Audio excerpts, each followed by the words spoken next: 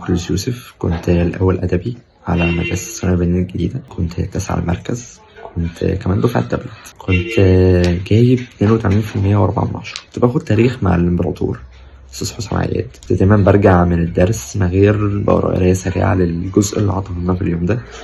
كنت بركز أكتر على الحل.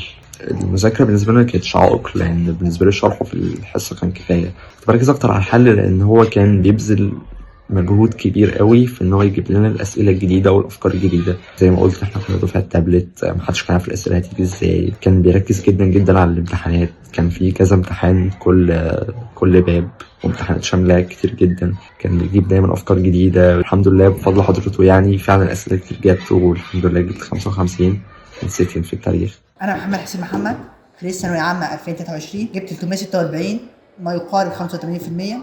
كنت الثالث على المدرسه والتاسع على المركز. دخلت كليه اعلام جامعه بني سويف. كنت شغال في التاريخ مع استاذ حسام عياد. صراحه الثانويه عامه سنه مجهده وطويله، بس ان شاء الله خير وانتوا اعداء يعني، والامتحانات تبقى كويسه. المطلوب منك حاجتين: اول حاجه تقرب من ربنا سبحانه وتعالى، تاني حاجه تفهم وتحل كتير، وان شاء الله ربنا يسهل.